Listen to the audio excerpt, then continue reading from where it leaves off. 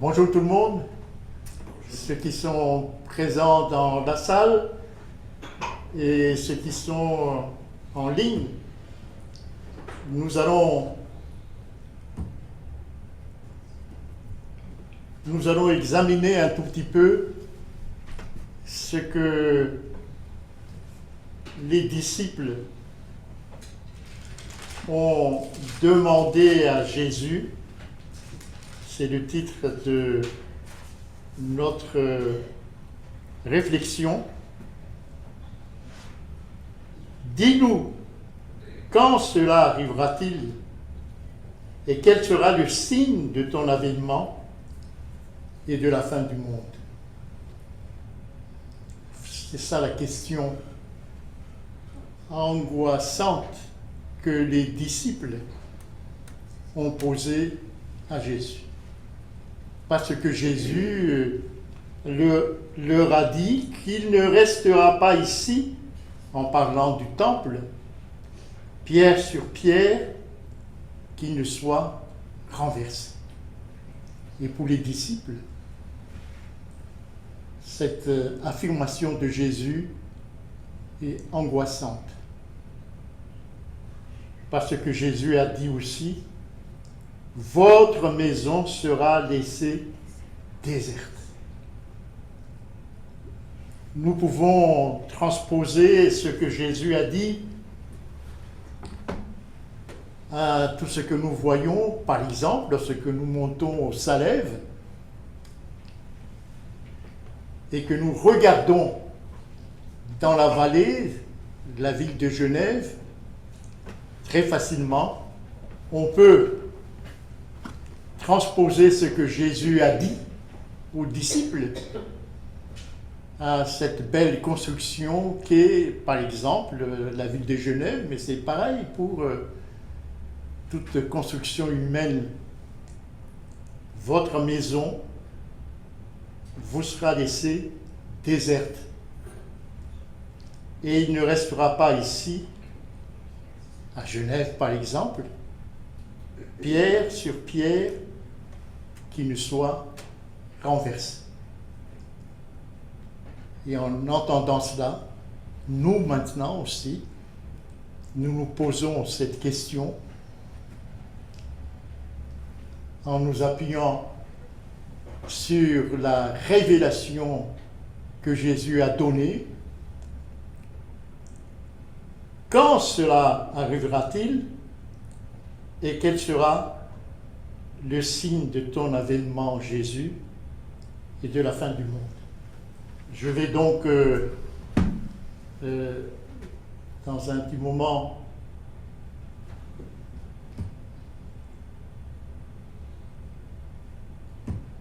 ouvrir le fichier.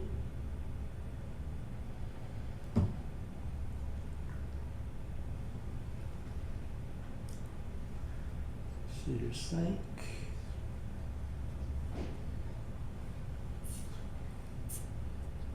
Voilà. 5.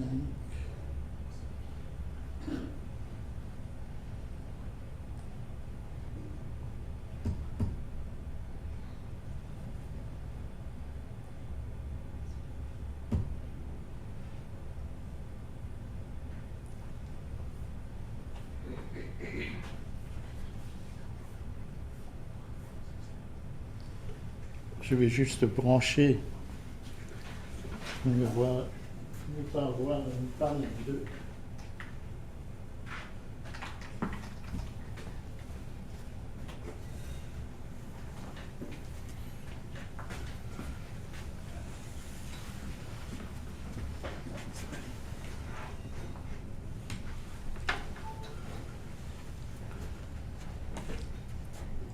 Alors, le titre donc,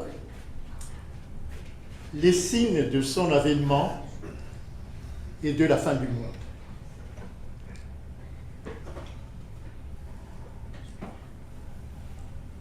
Il y a un temps marqué pour la fin. Pour la fin. Car lorsqu'on lit la Bible, depuis la Genèse jusqu'à maintenant, on a l'impression que Satan et le mal dominent. Ça ne peut pas rester ainsi.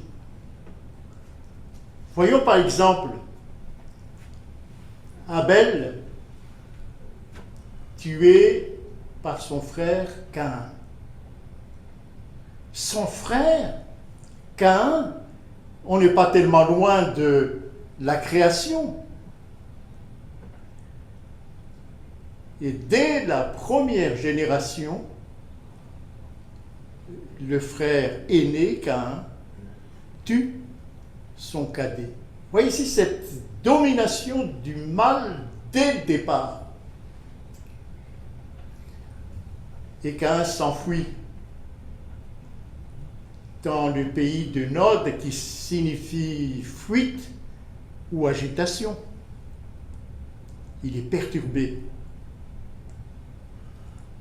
Et la Bible dit, si vous lisez Genèse chapitre 4, 26, Genèse chapitre 5, verset 6,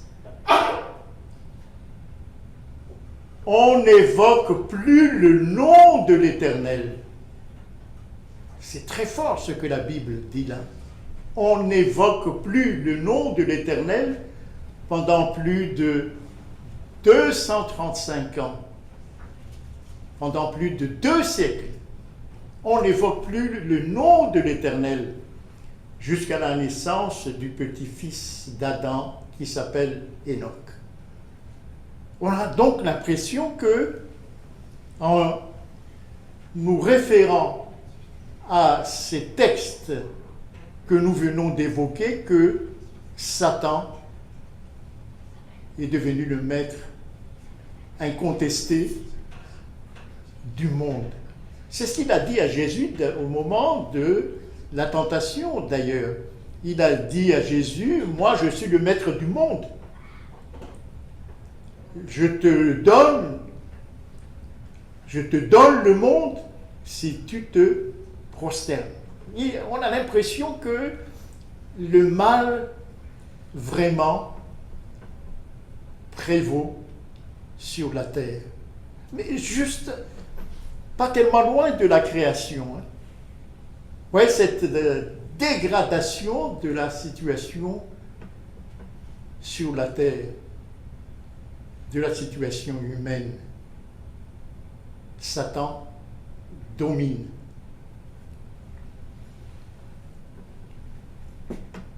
Si on avance un tout petit peu dans l'histoire, dans Genèse chapitre 6, verset 5, Dieu révèle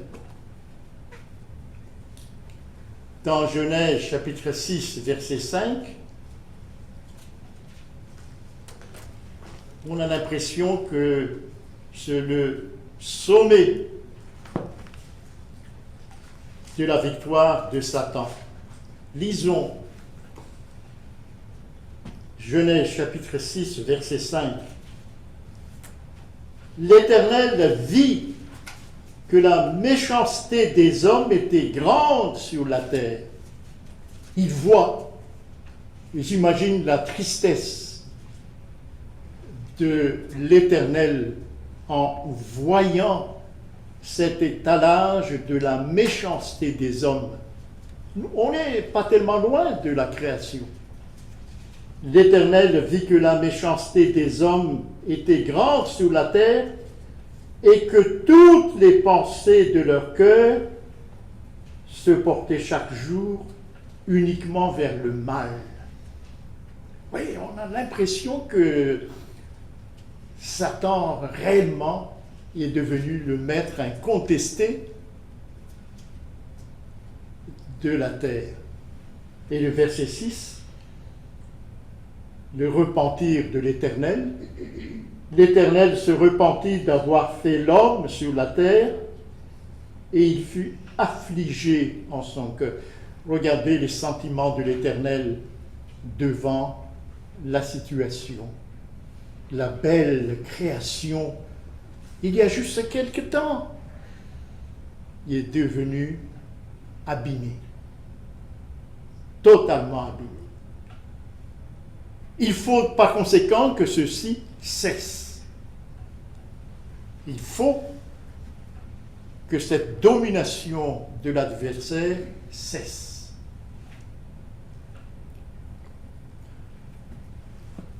Et c'est pour cette raison que Dieu a suscité des prophètes pour donner de l'espérance aux hommes. Par exemple, dans Daniel chapitre 8, verset 19, Daniel chapitre 8, verset 19, Daniel chapitre 8, verset 19, il dit à Daniel, je vais t'apprendre ce qui arrivera au terme de la colère. Et il y aura donc une colère et il y aura une fin. Car il y a un temps marqué pour la fin. Donc ça ne peut pas durer.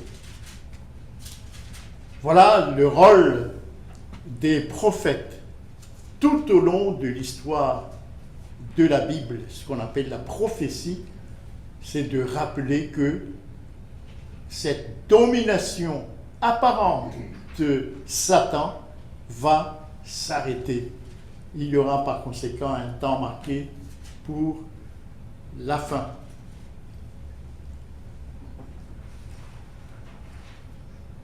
Et en attendant cette fin du monde, les croyants sont informés des signes, les signes, pour ranimer leur espérance.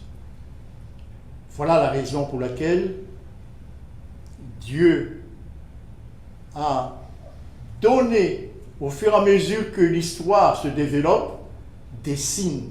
Voilà les signes.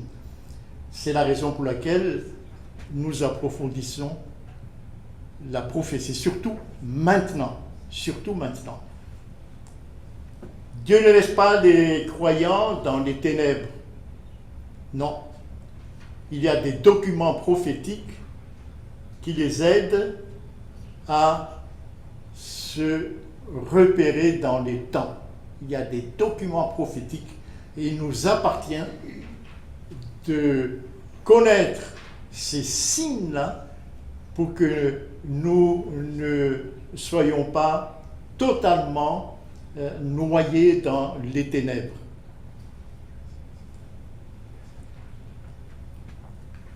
Quand est le signe de ta venue?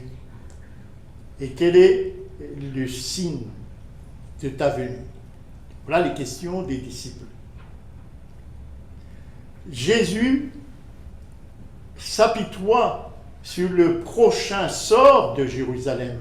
Il le dit dans Matthieu chapitre 23, verset 38, lorsque il regarde cette belle ville de Jérusalem avec son temple, voici, il dit, votre maison vous sera laissée déserte. Voilà la prédiction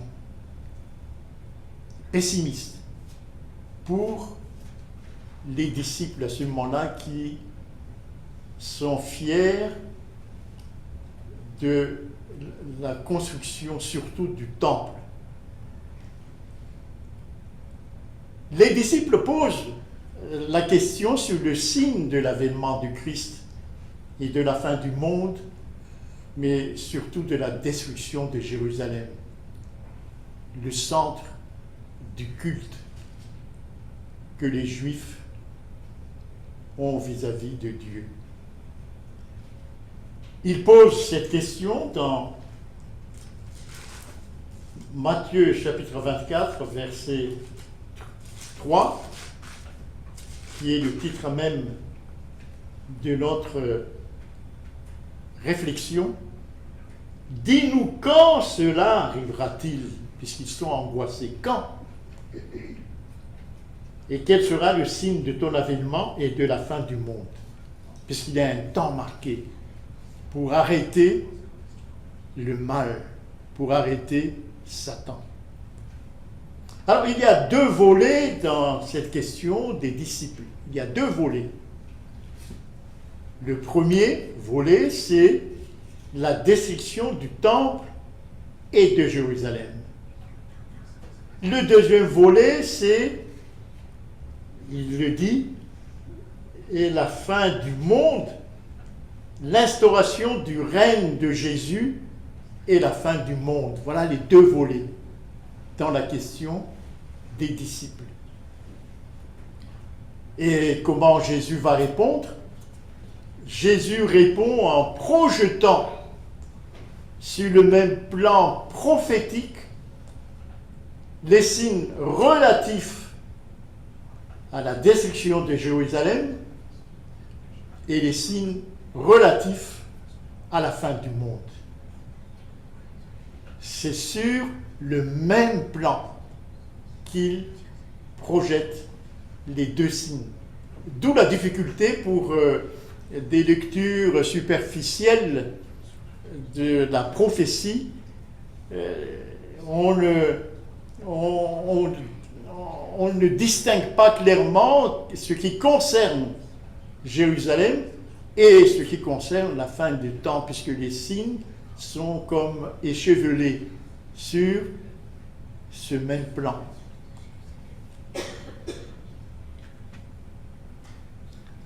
Alors Jésus commence par le pouvoir séducteur de Satan. Satan va séduire les disciples dans cette attente. Il y aura séduction de beaucoup de gens. De quelle manière? Les faux Christ.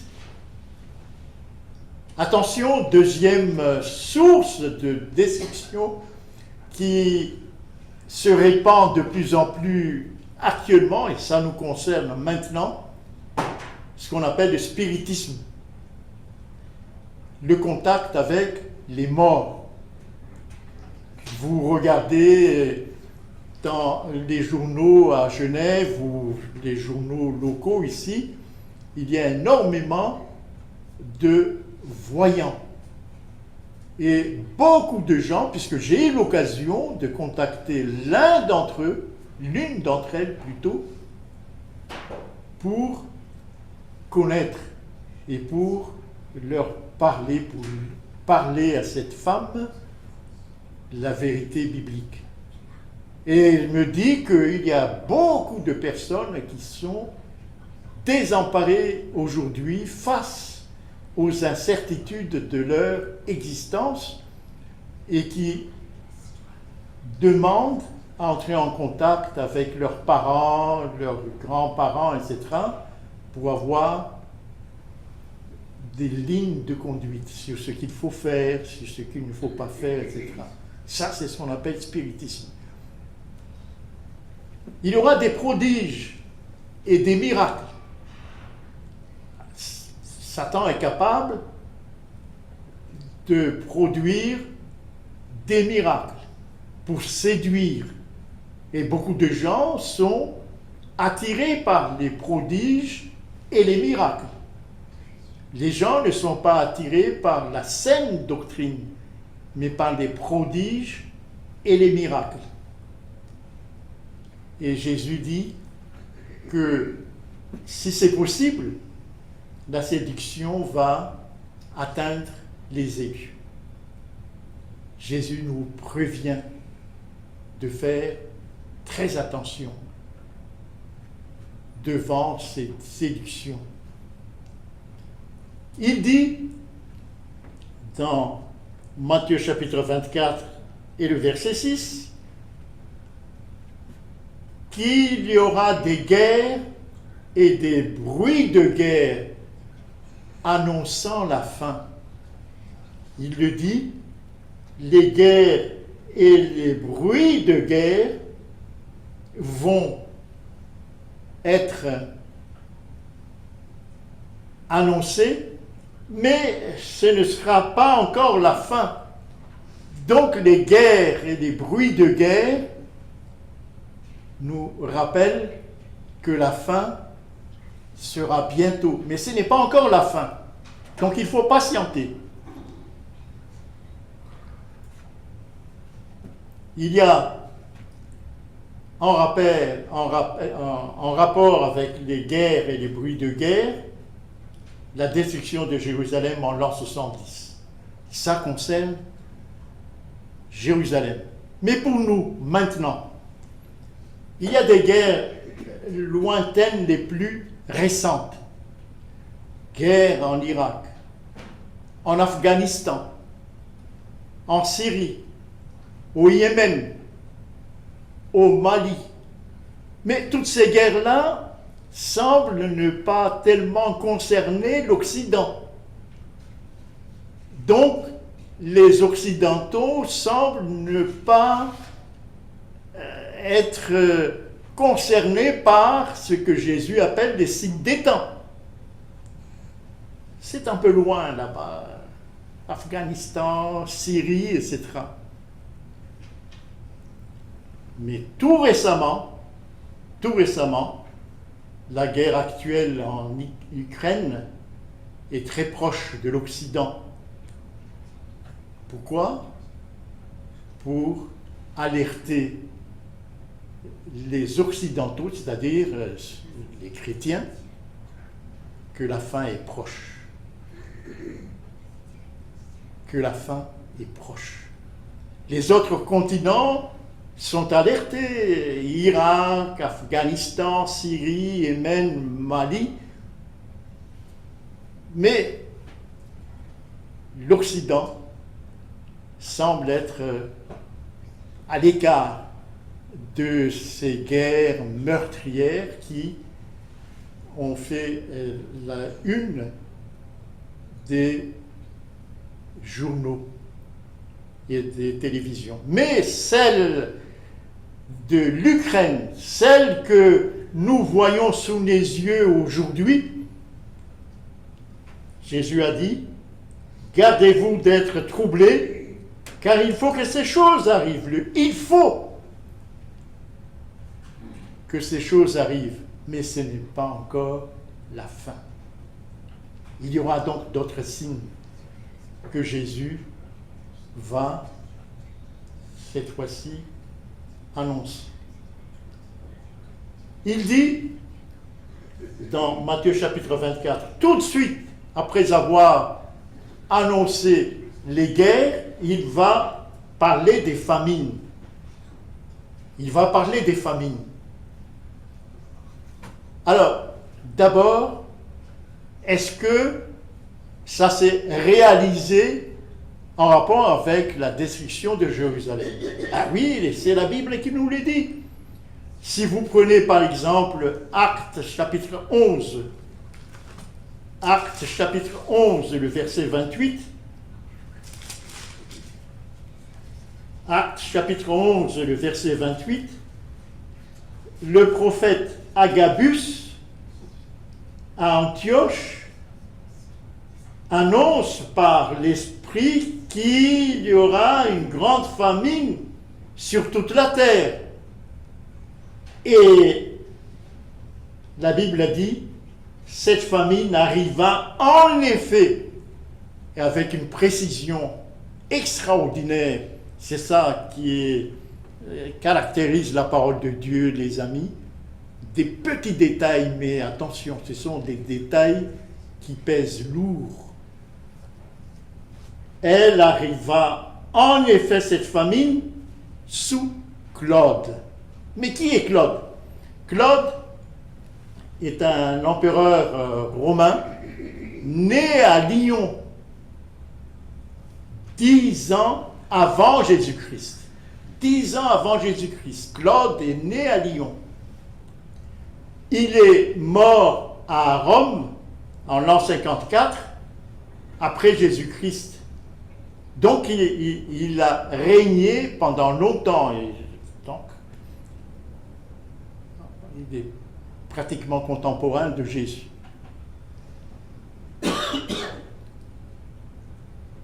Il y a famine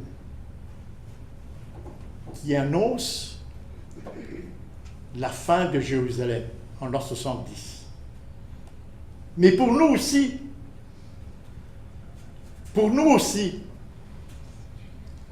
il y a des famines actuellement.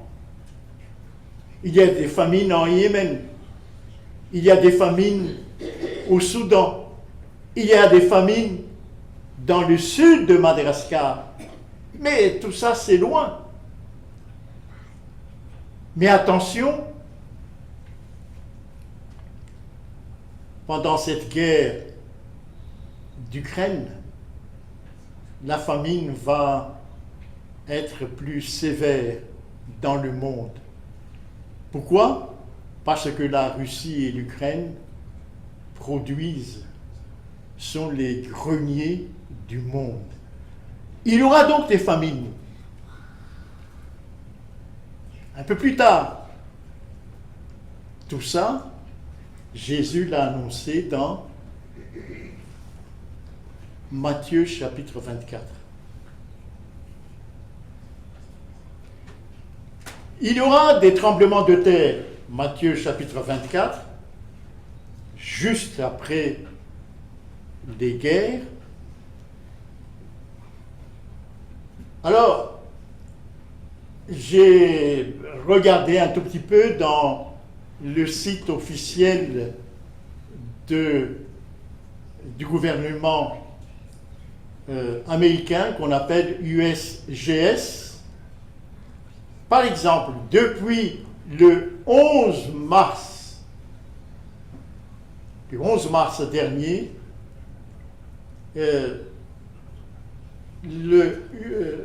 jusqu'au 12 mars, donc juste pendant 24 heures, USGS rapporte 41 tremblements de terre dans le monde. 41.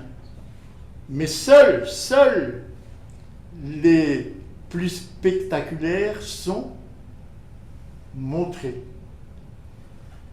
Alors, entre le 16 mars et le 17 mars, donc il y a quelques jours, USGS rapporte 41 tremblements de terre, dont plusieurs au Japon.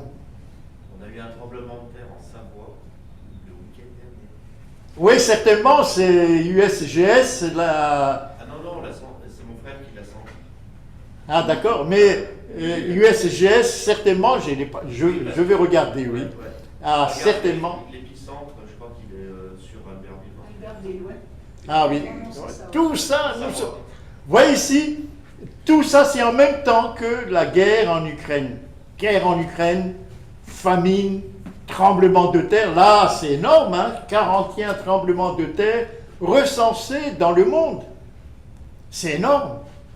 Mais on n'en parle que lorsque il y a des dégâts considérables.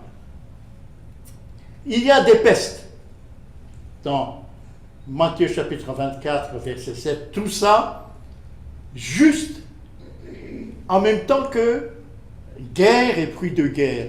Ça se produit tout ça en même temps. Vous voyez? Des pestes. Peste, c'est une pandémie. Mais du temps de Jésus, Jésus ne peut pas utiliser le mot pandémie. Non. Ce mot n'existait pas. Par contre, peste, c'est une pandémie. Et pour nous, la pandémie actuelle, qui est contemporaine des famines, des tremblements de terre, des guerres, etc., c'est le Covid-19. Vous voyez?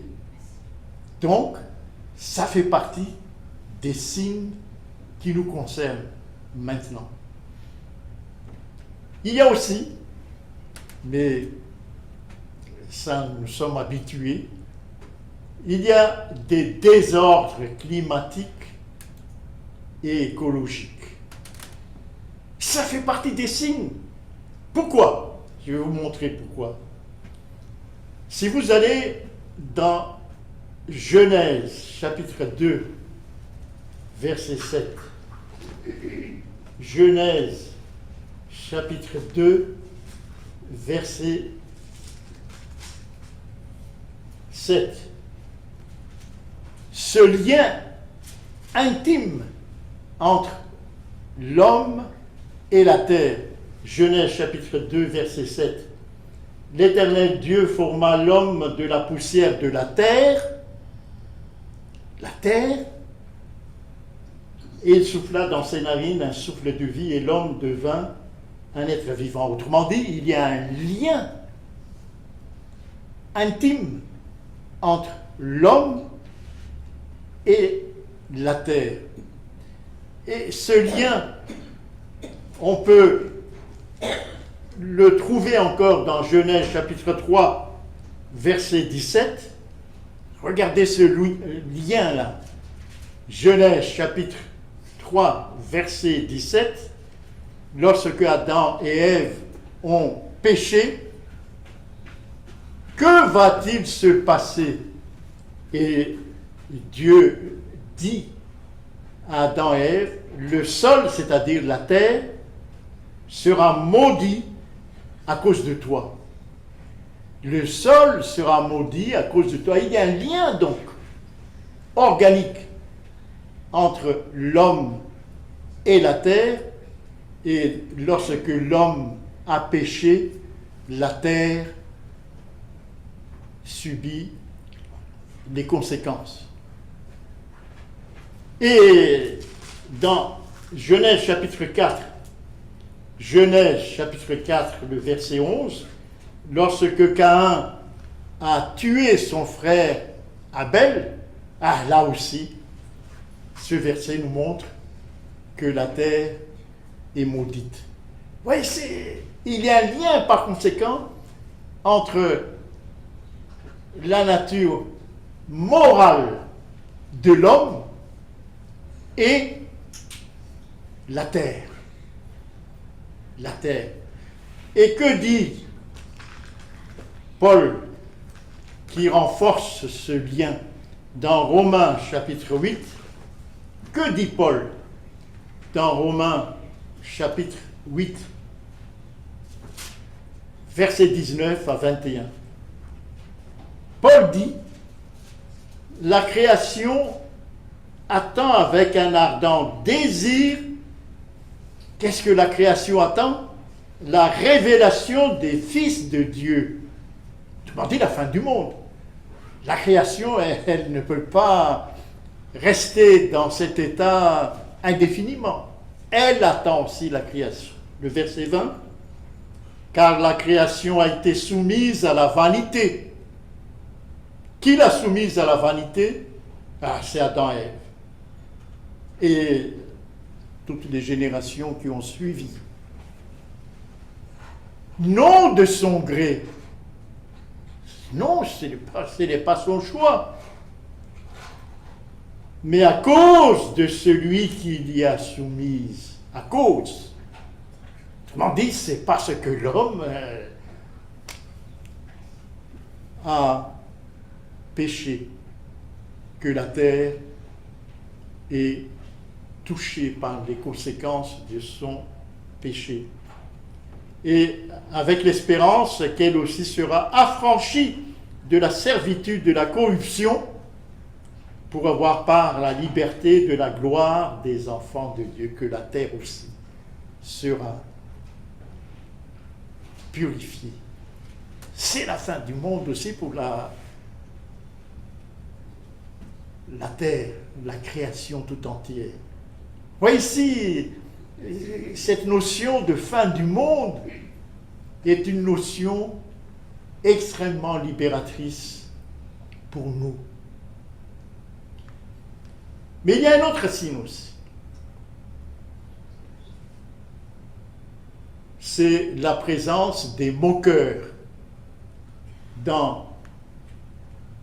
vous entendez parler autour de vous, peut-être, moi j'entends parler, dans 2 Pierre, chapitre 3, 1 à 7, il y a des gens qui disent, 2 Pierre, chapitre 3, versets 1 à 7,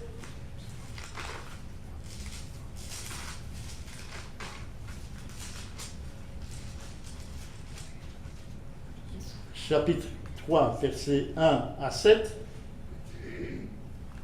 je saute au verset 4, des gens qui disent, mais où est la promesse de son avènement? Où est la promesse de son avènement? Car depuis que les pères sont morts, tout demeure comme dès le commencement de la création.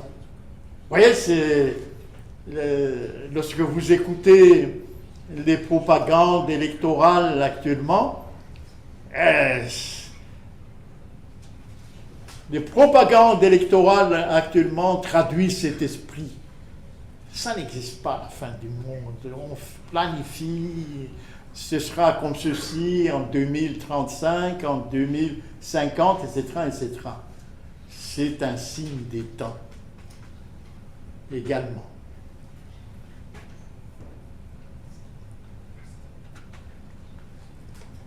Commencement des douleurs. Jésus dit dans Matthieu chapitre 24, avec les guerres, les tremblements de terre, les famines et les pestes, le verset 8, tout ça c'est en même temps. Hein. Tout cela ne sera que le commencement des douleurs. Qu'est-ce qu'il veut dire par là? Tout cela ne sera que le commencement des douleurs. Alors, les tourments et les persécutions des disciples, les disciples sont haïs par tous. Pourquoi cette haine à l'endroit des disciples?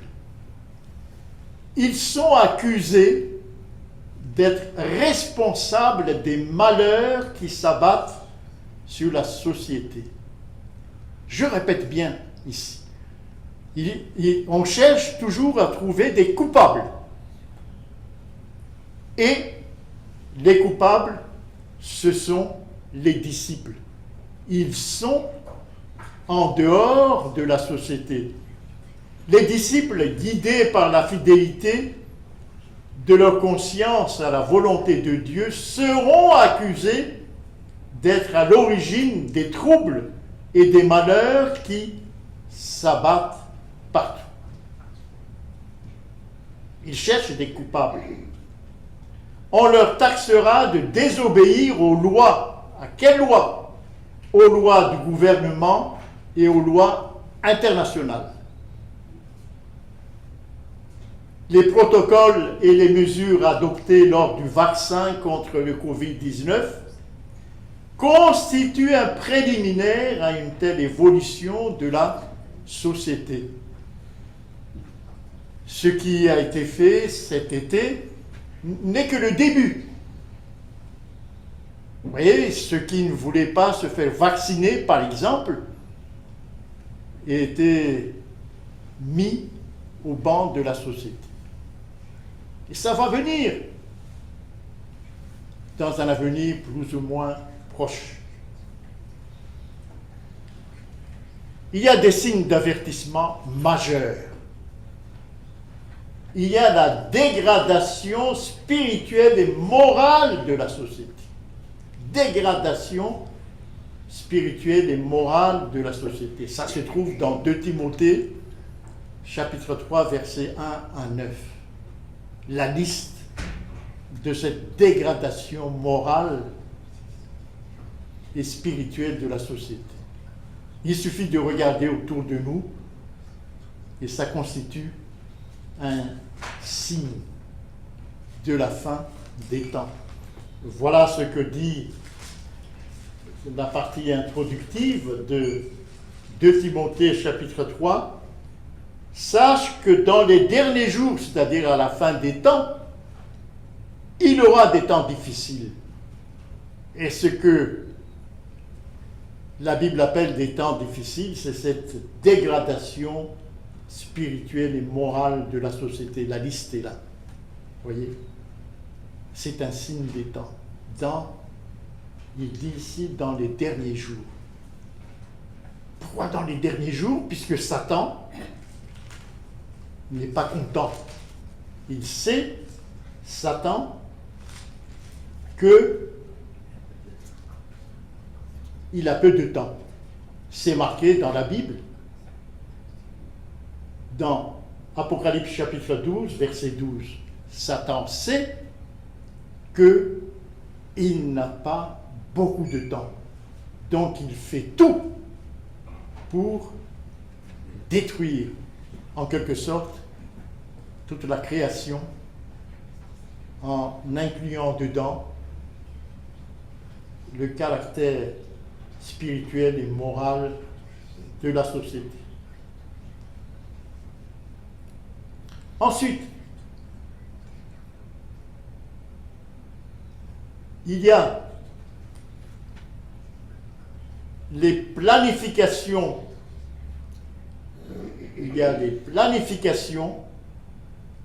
internationales de projets pour sauvegarder la paix et la sûreté. C'est un signe des temps.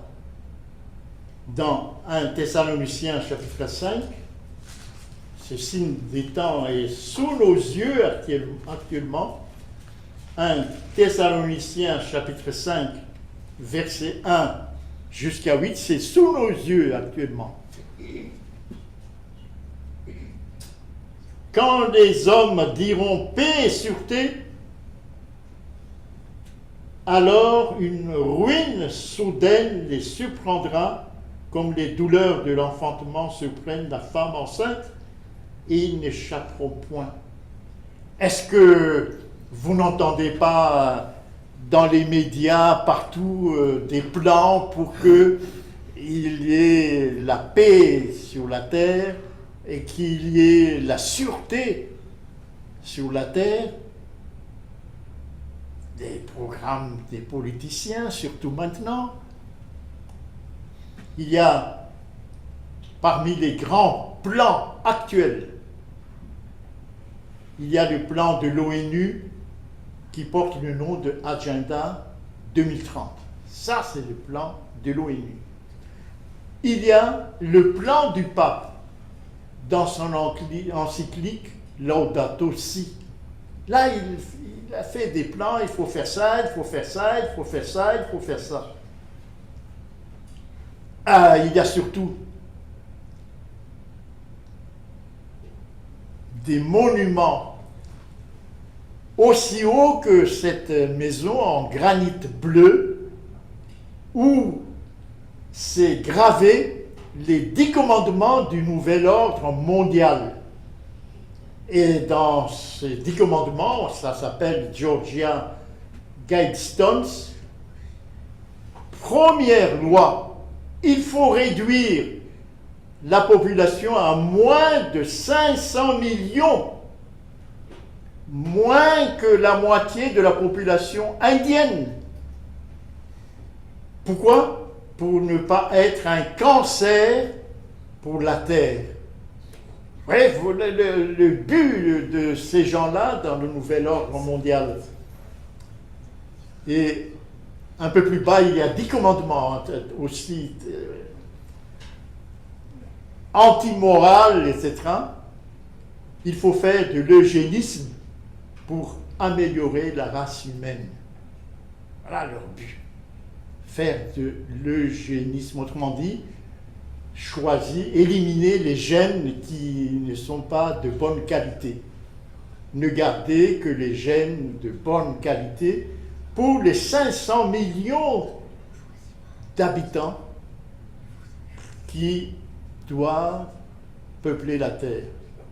Alors certains pensent que il y a des déclarations, j'ai entendu réellement ces déclarations, que des gens très connus aujourd'hui sont en faveur de ce plan-là. C'est un signe des temps. Hein? C'est un signe des temps. Ensuite, un autre signe, c'est l'apparition de l'abomination de la désolation dont parle Daniel. C'est Jésus qui le dit dans Matthieu chapitre 24. Il dit attention à celui-là. Matthieu chapitre 24, le verset 15, il dit lorsque vous verrez l'abomination de la désolation dont a parlé le prophète Daniel, établie en lieu saint. Ah, il y a donc, attention ici, l'abomination de la désolation qui s'établit en lieu saint. Et Jésus dit que celui qui lit fasse attention. Attention cette fois-ci. Alors, lorsqu'il se réfère à Daniel, on est curieux, on va dans Daniel, mais qu'est-ce que c'est que cette abomination de la désolation? Ça se trouve exactement dans Daniel chapitre 9, versets 24 à 27. La première application de cette prophétie de Daniel, c'est lors de la destruction de Jérusalem. Première application. L'abomination de la désolation, ici, c'est identifié comme étant l'armée ou la légion romaine qui doit raser Jérusalem et le temple. L'abomination de la désolation. Ça, c'est la première application. Mais la deuxième application, comme on a dit tout à l'heure, que les signes sont projetés sur le même plan, la deuxième application, c'est pour nous à la fin des temps. L'abomination de la désolation, et c'est Apocalypse qui nous le décrit clairement, c'est Apocalypse chapitre 13, les deux bêtes de l'Apocalypse chapitre 13. Je n'ai pas le temps de m'étendre sur ces deux bêtes de l'Apocalypse chapitre 13, mais ces deux bêtes sont en train de dominer le monde aujourd'hui. Sont en train de dominer le monde. Mais surtout, peut-être, depuis quelque temps, la deuxième bête, qui est l'Amérique. Tout le monde maintenant s'aperçoit que c'est finalement l'Amérique qui domine le monde. Lorsqu'on écoute les nouvelles jour après jour, c'est l'Amérique qui décide si la Chine doit aider ou ne pas aider la Russie. Juste un exemple, c'est l'Amérique qui décide. Attention, dit Jésus, lorsque l'abomination de la désolation apparaît, la fin est proche. Et ça, c'est Apocalypse chapitre 13. C'est un signe très important pour nous, croyants. Ensuite,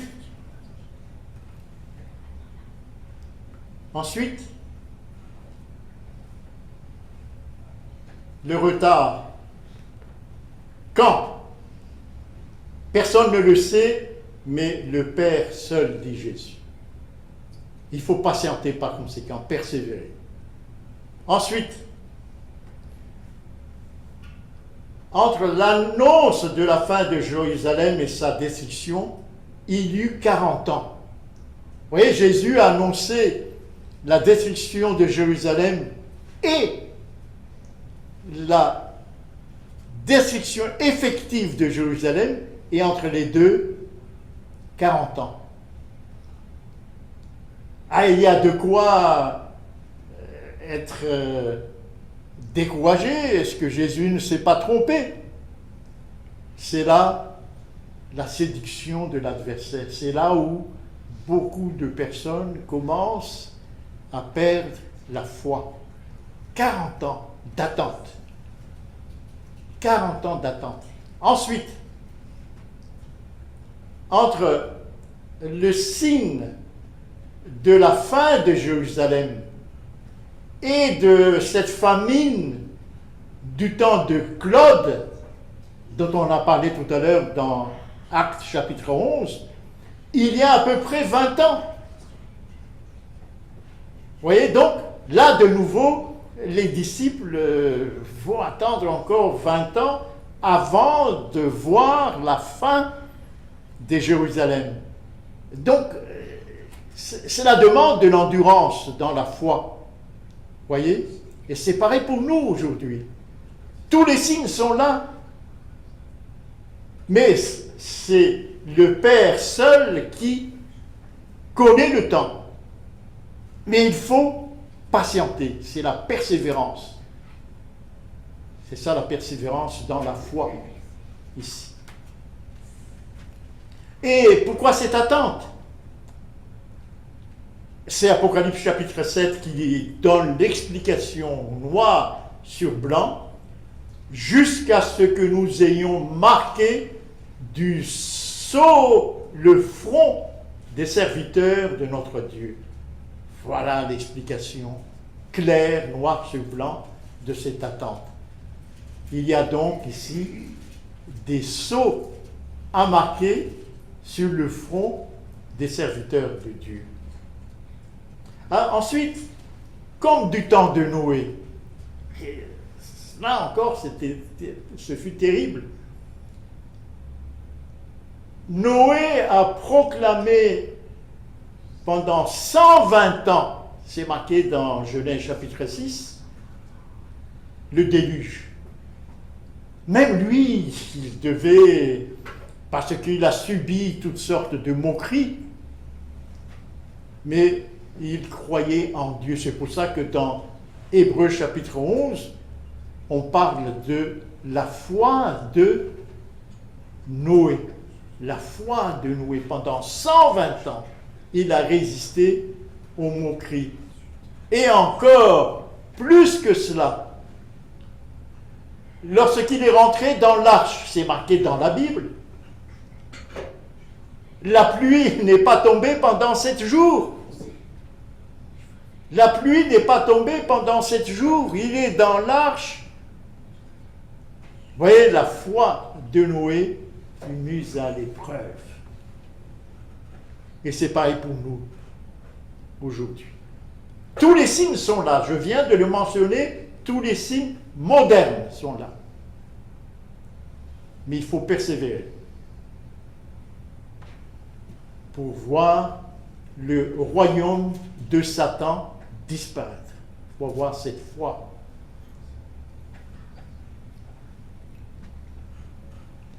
Il y a un autre signe très important.